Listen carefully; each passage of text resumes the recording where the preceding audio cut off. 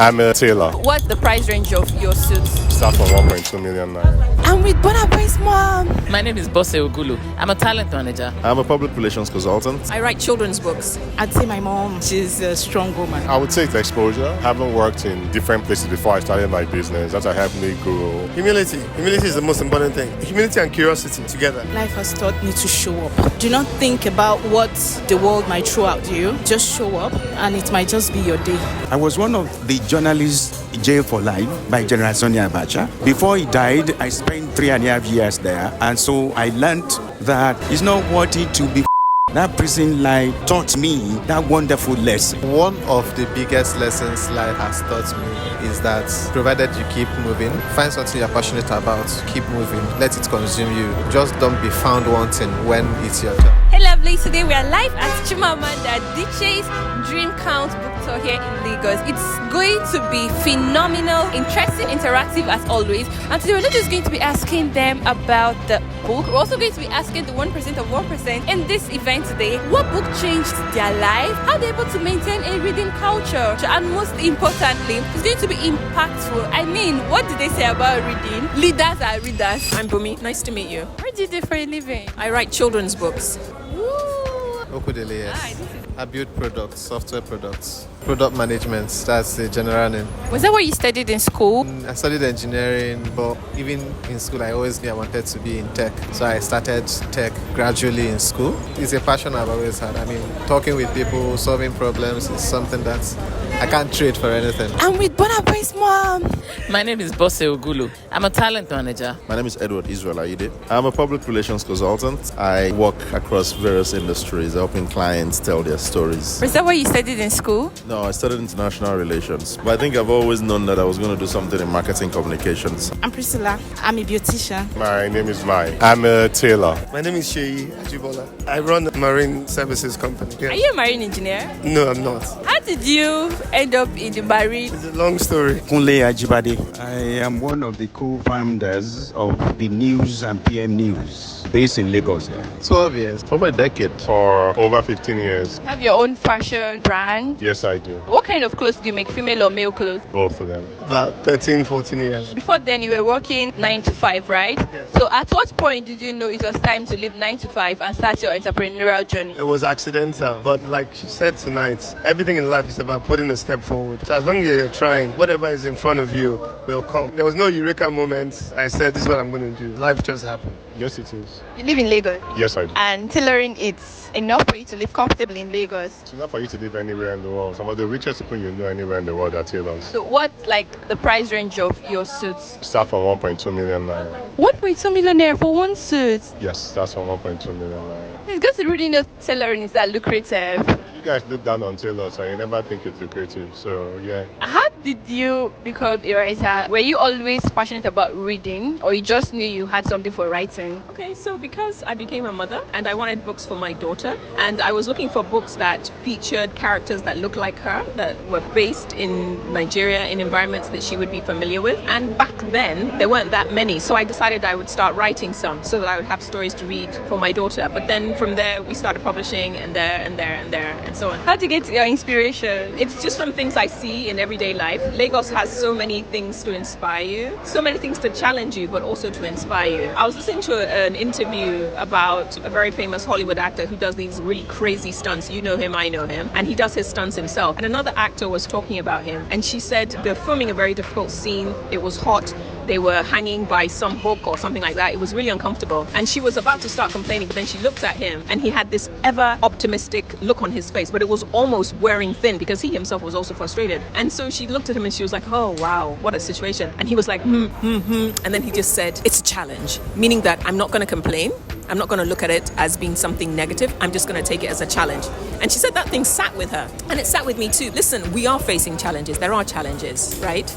But we can choose to see them as problems, or we can choose to see them as a challenge. And we just try and figure out a way to navigate through. Books are part of it, and just getting to meet people and interact with them. So I love traveling, and I love traveling because it gives me the opportunity to meet new people, meet new cultures, meet new geographies, and get to experience things from other people's eyes. And when I'm not traveling, then I want to read about people's experiences in places I've never been able to get to. So, and that's where books come into what I do, because my work already allows me to talk to people in different parts of the world, because wherever you're using my products, I want to talk to you, I want to understand the problem you're having. And so, yeah, I think it's just that exposure and allowing me to live lives that I ordinarily wouldn't live. Two things, and maybe they're a bit related. I would say family. I came from a background, and I think mostly my dad. My dad introduced me to books and reading at a very early age. And I think books helped me to go into worlds that were very much different from the Ibadan where I was born and I grew up, and then gave me such a very interesting worldview. I think I would say family.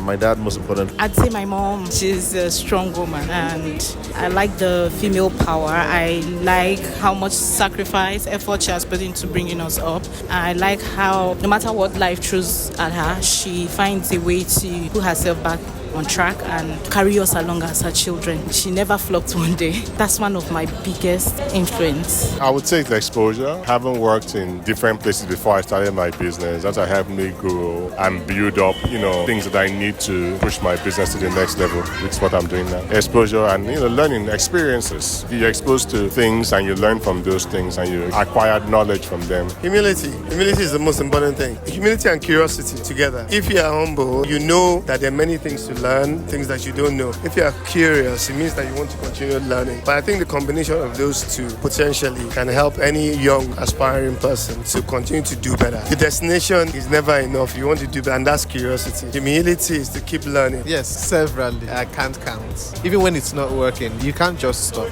because it's not working. Because it might just be that next push that you need for your breakthrough. Reading is one of the things I do, yeah. So when it's not working, I do not just stop. I try to find out what do others do differently. So there are people I follow their journey. When someone is doing something I enjoy, it's motivation for me. I try to study the person. You can see me studying someone, not because of any other thing. I don't want to be you, but I want to understand what makes you stand out. Why are you different? I want to see how you do it, because there could be things I would learn. So if you're stuck, don't stop. Keep reading, keep finding out. Pick somebody, pick an industry. Is there something you're interested in? Model your aspiration to something. Let there be something that keeps you moving. So just draw motivation. Try to see what other people are doing. You're not reinventing the wheels. People have been where you are and they've come out of it. And there are things they did to come out of it. I think a lot of people get stuck in the ruts. You want to have this very unique story. You want it to be that, life is not unique. Someone has had this experience. It may not be someone you know, but someone somewhere. Pick up a book, read, go online, research.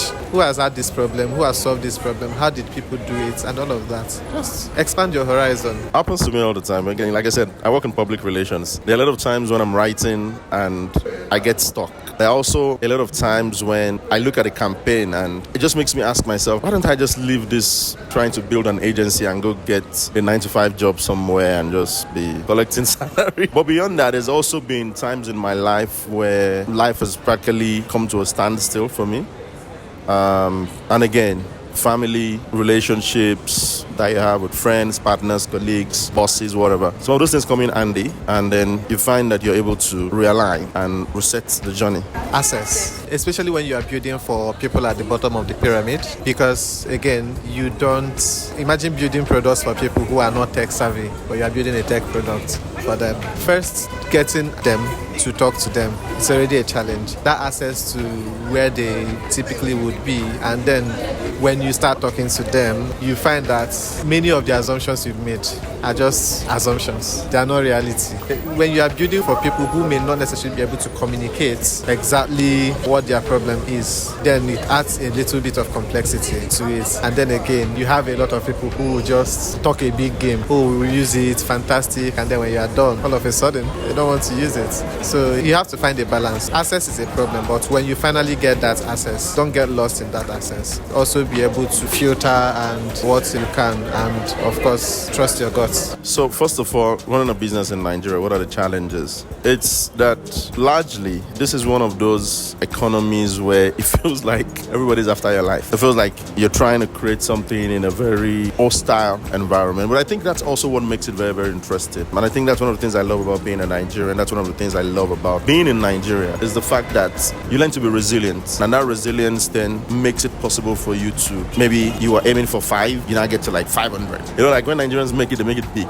But I think business loans, they're very, very important. There's a movie I watched so many years ago called Other People's Money. As a business person, you need to get to that point, really. You need to know that you can't use your own money to do all the things that you want to do. At some point, you need to bring external money. It doesn't have to be a loan. It could be equity, it could be a loan. But generally, I don't see business loans as bad, as long as you have a plan on how to repay and you need the loan for business growth. I think the biggest for me is consistency. Yes, in business, you need to be consistent. You need to show up every day. You need to stay true to your authenticity. And because of my inconsistencies, this is like some of the things I struggled and battled with, but I faced it headlong and I'm here today. Lack of capital to do what you want to do and try to look for skilled people to help build your brand to what you want it to be.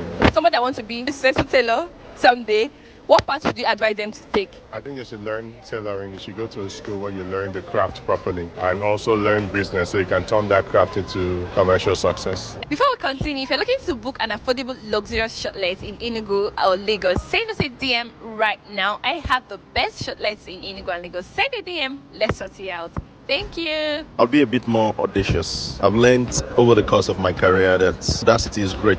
And it's always the difference between you achieving your dreams or not achieving your dreams. Just be audacious. I would treat it more as a business from the get-go. Make it look like it's a proper company and push it from there. It has taught me a lot, but one of the biggest lessons life has taught me is that provided you keep moving, provided you don't stop and you find something you're passionate about, keep moving, let it consume you, you would eventually get to where you are meant to be. So people would have different things and you would see different things that people have and you are swayed by it, you want it. Sometimes it makes you lose yourself. But life has taught me that everybody's journey is different. The person might have all of it today. It doesn't mean that, of course, I'm not wishing them bad, but it doesn't mean that tomorrow you are going to remain where you are. It could be that tomorrow you are the person that life has. I think how my father used to say it, life is a standing fan. It's blow on this person on this direction, it's blow on you on this direction. So when it's blowing on the other person, just keep at your grind. It's going to come back to where you are. It's going to be your turn one day. Just don't be found wanting when it's your turn. People will mess up.